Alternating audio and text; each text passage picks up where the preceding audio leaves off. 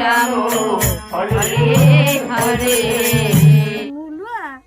চাক চাক করে কুটিয়া তারপরে ওই সবজি সুন্দর দিয়ে তারপরে তেল দিয়ে তারপরে। গুড মর্নিং বন্ধুরা, সবাই কেমন আছে জানিও। আমি খুব ভালো আছি। সুচিত্রার মা বাবার সংসারে সবাইকে অনেক ভালোবাসা স্বাগত জানিয়ে শুরু করছি আজকের ভিডিওটা। দেখো সকাল সকাল রান্না করতে চলে এসেছি। এগুলো কি জানো তো, মূলো শাক ভাজা করব। আর দেখো আজকে কত ফুল ফুটেছে গাছে, দেখো 2, 3, 4, 5টা ফুল ফুটেছে আর অনেক কুড়ি ধরে আছে। তো ভালো লাগলো সকালবেলা উঠে ফুল গাছটা দেখে।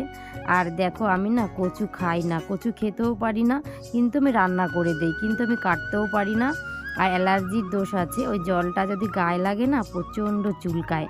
ওই জন্য কচুটা মা কেটে দেয়, কিন্তু আজকে মা নেই এখানে, সেই জন্য বাবা বলল দাও আমি কেটে দিচ্ছি। তো কচুটা তোমার দাদাভাই কেটে দেয়, না হলে মা কেটে দেয়, না হলে বাবা কেটে দেয়। আজকে বাবা কেটে দিল। আর আমি কচুটা দেখো চামচি দিয়ে ফুটো গামলায় করে ধুয়ে নিলাম। ওই জলটা যদি আমার হাতে লাগে না, যেখানে লাগবে সেখানেই একদম ফুলে উঠবে, তারপরে ওষুধ না খেলে সেটা সারে না।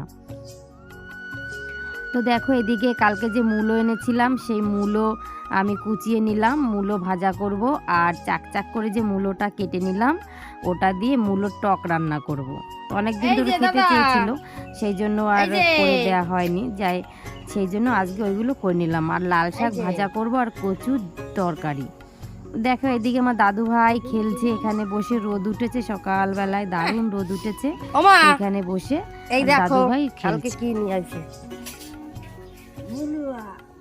মূলোর টক কি করে খায় বাংলাদেশে? তোমরা কি করে খাইছো মূলোর টক? দাও ধরো। এই মূলো চাক চাক করে কুটিয়া তারপরে ওই সবজি সুন্দর দিয়ে তারপরে তেল দিয়ে তারপরে একটু চালের গুঁড়ো দিয়ে তারপর কি রান্না হচ্ছে মূলোর টক। তো আমি আজকে তরকারিতে দেব, তোমার যে কচু রান্না করব সেই কচুর তরকারিতে ধনে আর জিরে দুটো ভালো করে ভেজে গুঁড়ো করে নিলাম শিলনোড়াতে, তারপর এটা তরকারিতে দিয়ে দেব। আর দেখো লাল শাকটা না কাটতে গেলে আমার হাত কাটে, জানো তো। আগে একদিন এরকম লাল শাক কাটতে গিয়ে আমার প্রচণ্ড হাত কেটে গেছিলো। কি করব, তাও তো কাটতে হবে, রান্না করতে হবে। ওদিকে আমার রান্না বান্না কমপ্লিট, আমি চলে এসেছি টিফিন গোছাতে। তোমার দাদাভাই টিফিনটা দিয়ে দেব। এটা ধুয়ে নিলাম। এবার দেখো এই যে রান্না করছি মূলো ভাজা, আর এখানে কচুর তরকারি, আর এই যে লাল শাক ভাজা, আর এই যে মূলোর টক আছে। তো তোমার দাদাভাই টিফিনটা আগে গুছিয়ে রেখে দিই, ও স্নান করে খেয়ে বেরিয়ে যাবে, সেই জন্য আগে টিফিনটা গুছিয়ে রাখা জরুরি। তো জানো তো আমাদের এখানে কালকে মঠে স্বামী বিবেকানন্দর অনুষ্ঠান হবে। তোমরা যদি পারো চলে এসো বন্ধুরা, তো দারুণ অনুষ্ঠান হবে এখানে। আর এই দেখো মূলোর টক গোল গোল করে, আমি না কোনোদিনও খাইনি জানো তো। আমি আগে খেয়েছি, আমি রান্না করেছি তোমার ছোট ছোট পুঁটি মাছ আছে, পুঁটি মাছ দিয়ে তেঁতুল দিয়ে টক রান্না করেছি, খেয়েছি, কিন্তু মূলোর টকটা কোনোদিনও খাইনি। আজকে ফার্স্ট টাইম রান্না করলাম। আর এদিকে দেখো ভাত রেডি করে দিলাম আমার শ্বশুর মশাইয়ের আর আমার ছেলের। তোমার দাদাভাই তো খেয়ে বেরিয়ে গেছে, ওদের ভাত রেডি করে ওদের খাওয়া হয়ে গেল। এবার স্কুলে যাওয়ার পালা। স্কুলে যাওয়ার সময় যত ঝামেলা। তো সব কাজকর্ম কমপ্লিট। এইবার কি হচ্ছে, টাকা নাও।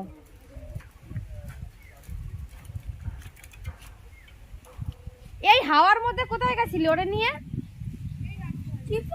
বাবা কি হাওয়া, দেখ নাকে হাওয়া গেলে ঠান্ডা লাগবে। কত টাকা দিচ্ছিস দাদা?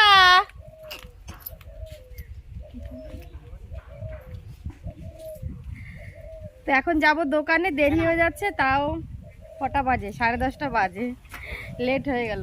বাবু সাবধানে যেও স্কুলে, আর ওই চললে এসো, আবার গানের ক্লাস আছে তো, ঠিক আছে? তো চলো দোকানে কি দেখা হচ্ছে, আমি চলে যাচ্ছি। তো আজকে যে বৃহস্পতিবার সেটা না আমার মাথা থেকে বেরিয়ে গেছিলো। তো আমি সন্ধ্যের পরে আমার মনে নেই, আমি দোকানে ছিলাম, হঠাৎ করে মামি ফোন করলো, বললো বৌমা কখন আসবে? আমি বললাম কি মামি? বললো কেন আজকে বৃহস্পতিবার না? আমার না একদম মাথা থেকে বেরিয়ে গেছিলো, এত টেনশন, কাজের প্রেশার, মনে থাকে না। যাই হোক তড়িঘড়ি করে ছুটলাম আমার বাড়ির দিকে, দোকান বন্ধ করে দিয়ে ওই 7:30 নাগাদ বন্ধ করে দিয়েছি।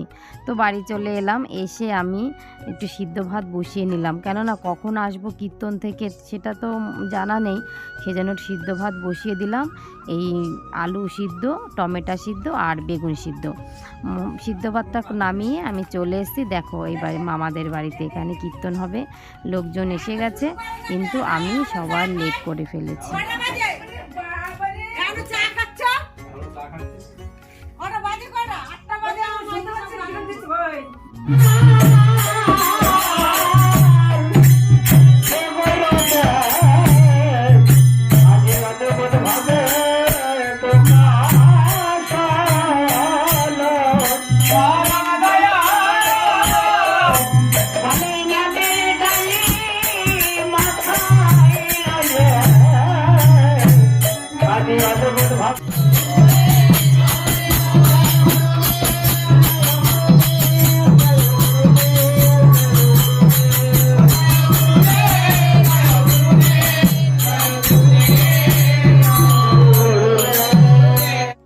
তো বন্ধুরা, ঘড়ির কাঁটায় এখন 10টা বাজে, টং টং করে ঘড়ি মশাই বলে দিল যে অনেক রাত হয়ে গেছে। তো সেই জন্য কীর্তন শেষ করে আমরা বসে পড়েছি প্রসাদ নিতে। তো প্রসাদ নেওয়া হয়ে গেলে তারপরে বাড়ি চলে যাব। আমার বাবু দেখো ওই মাথায় বসেছে, আর আমি এই সাইডে বসে ভিডিও করছি, ওই জন্য আমাকে দেখা যাচ্ছে না। ক্যামেরাম্যানকে কোনোদিনও দেখা যায় না, তাই না? সামনের জনকেই দেখা যায়। তাই যাই হোক বন্ধুরা, আজকের ভিডিও এখানেই শেষ করব, দেখা হবে পরের ভিডিওতে। তো আমার ভিডিও যদি তোমাদের ভালো লেগে থাকে, একটা লাইক, শেয়ার, কমেন্ট অবশ্যই করো, সাবস্ক্রাইবটাও করে দিও, আর কমেন্টটা কিন্তু অবশ্যই করো, আমার কমেন্ট পড়তে খুব ভালো লাগে। আর তোমাদের এই একটা কমেন্ট পড়ে যা উৎসাহ পাই, এটাতে আমি ভিডিও বানাতে অনেক অনেক আনন্দ পাই, জানো তো। যতই কষ্ট হোক, সংসারের চাপ হোক, কাজের চাপ হোক, প্রেশার হোক, যাই হোক, তাও তোমাদের ভালোবাসার জন্য আমি ভিডিও বানাতে অনেক উৎসাহ পাই ও আনন্দ পাই। তো দেখা হবে পরের ভিডিওতে। তো আজকের মতো টাটা।